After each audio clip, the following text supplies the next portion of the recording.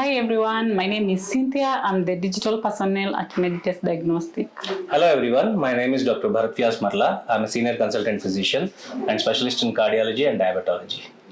So today we want to discuss about insulin resistance in type 2 diabetes. So we want to understand, I just want to ask the doctor to give us more awareness about this.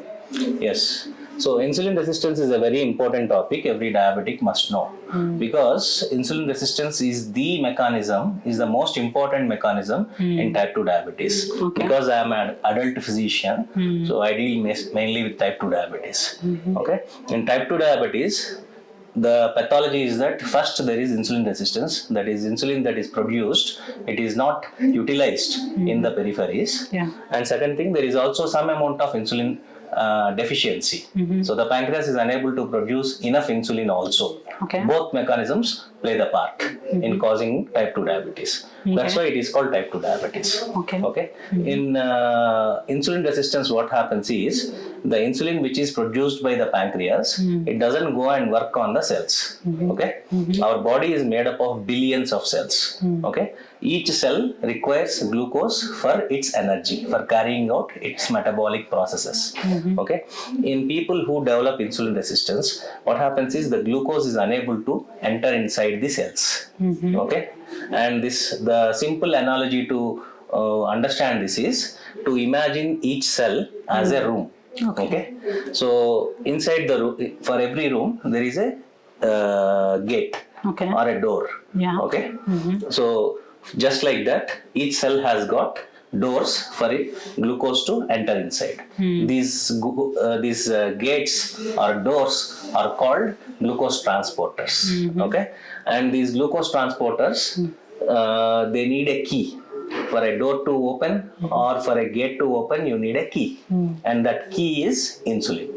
The insulin is produced in the pancreas, which is situated somewhere around here. Okay. In people who develop insulin resistance, the insulin is not working at the glucose transporter level. That means the key produced by the pancreas is not working at the periphery. So what happens? The glucose cannot enter the cell and it cannot produce the energy. So when the glucose is not entering in the cell, what happens is it remains inside the blood, and that increases our blood sugar. So this is the simple mechanism with which we can understand insulin resistance. Okay. So another question is it possible for someone to have the insulin resistance if they don't have the diabetes? Insulin resistance develops over a period of time. Every insulin resistant patient need not be diabetic. Especially in women, they have something called polycystic ovarian disease. This kind of people, they develop insulin resistance, but for that to manifest as overt diabetes, it takes some time. Okay. So people without having diabetes also can demonstrate insulin resistance, but their bodies are still adjusting.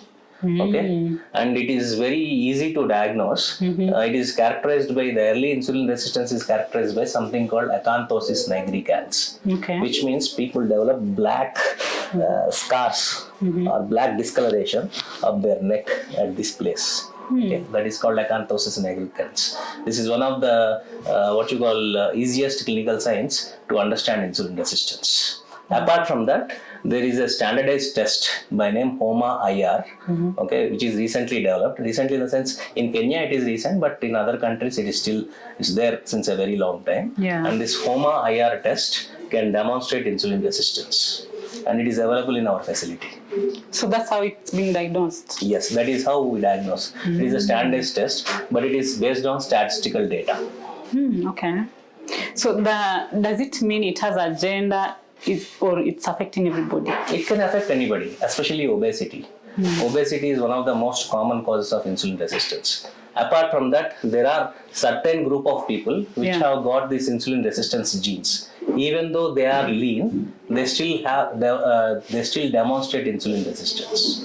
This is called lean diabetes. So would you advise the audience that it's a lifestyle disease? Yes. insulin resistance most of the time is a lifestyle related disease. If your lifestyle is irregular, if you are not eating or sleeping on time, you are what you call feasting on a lot of junk, okay, you are under a lot of stress. These all things can cause insulin resistance. Apart from that, weight gain can also cause insulin resistance. But in certain individuals, the genes are also responsible. I've had people asking if lack of sleep can also be caused with insulin resistance.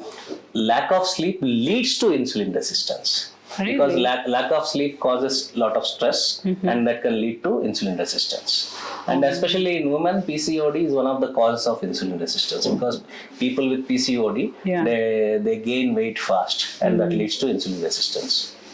Okay. So I have another question. What is it like the diet of someone who has been diagnosed with insulin resistance? Cutting the carbs. Cutting the carbs as much as possible. Not having sugar at all in diet. Especially sugar is the most common cause of insulin resistance, especially in Kenya, because many many Kenyans are prone to drinking a lot of tea with a lot of sugar. One, and drinking a lot of sodas. Okay. So cutting sugar is one of the most important things to avoid insulin resistance. Apart from that, not eating on junk food like pizzas, cakes, biscuits, pastries, these kind of things. Going for high quality protein, okay? High quality protein such as eggs, okay? And substituting carbohydrate with fiber, okay? These are all the most important things which one can do for avoiding insulin resistance. So, Doc, you're saying should I completely cut sugar, all the sugars? Yeah, table sugar, especially table sugar in any form is always bad. Is fruit recommended? Fruits are okay. The fruits contain something called fructose, which will not go into the blood directly. It goes into the liver first, okay, and gets metabolized from there. But the table salt, the sucrose, it's a reducing sugar, which goes into the blood fast and also raises the blood sugar very fast and leads to diabetes and all other complications.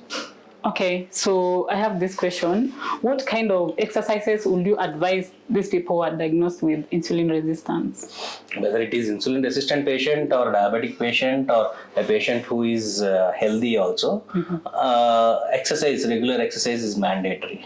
Taking 6,000 to 10,000 steps every day. 6,000 is for normal people, 10,000 steps minimum for diabetics, and people who are obese going up to 12 to 15,000 is also very good. In fact, I myself take care because I am a little on the extra side of the weight, because I am overweight. I make sure that I play badminton at least once in at least 3 times in a week. And the day I play badminton, my step count goes up to 16,000-17,000. That's great. So we've seen so many patients coming, the diabetic patients. What will you advise them? Because basically if someone has diabetes, it definitely means they have already been diagnosed with insulin resistance, right? Yes. What's a general advice will you give these people? Eat healthy, eat on time. Try to have small meals multiple times rather than one big meal. Okay. Try to go for more fibery diet rather than carbohydrate diet, and have a wholesome diet. Wholesome diet in the sense the diet which has enough carbohydrates, good amount of fiber, good amount of proteins, and a little bit of good fat. Not trans fat, polyunsaturated fatty acids. So this is a wholesome diet. So will you recommend, will you tell your audience that it's treatable, diabetes type 2 is treatable? Diabetes type 2 diabetes is always treatable, always controllable, and moreover it is reversible. Reversible means there is a paradigm shift in the way we treat diabetes. You don't need to take medicines lifelong in type 2 diabetes, especially when you know how to scientifically treat a patient. And we have done it many times. There are many patients who had come with a HbA1c of 14, which is one of the highest. And within 3 to 4 months of time, we brought them down to normal. And by 6th month, we made their HbA1c almost normal, that is below 6.5 levels.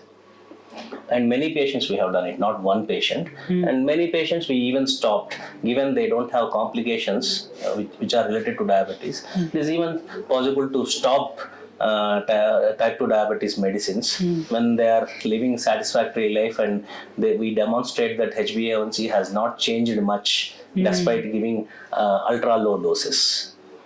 Because online there's been a concern, like people are saying type 2 diabetes has been like one of the most dangerous diseases that people are having. When uncontrolled, it is one of the most dangerous disease. But when controlled, most of the people live reasonably normal lives. Yeah.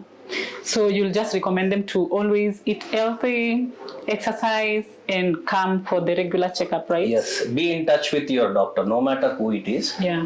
A person who is qualified to treat diabetes. Like myself, I am a MD in internal medicine, and I have done fellowship in diabetology. Or you can go to a person who has done fellowship in what you call endocrinology.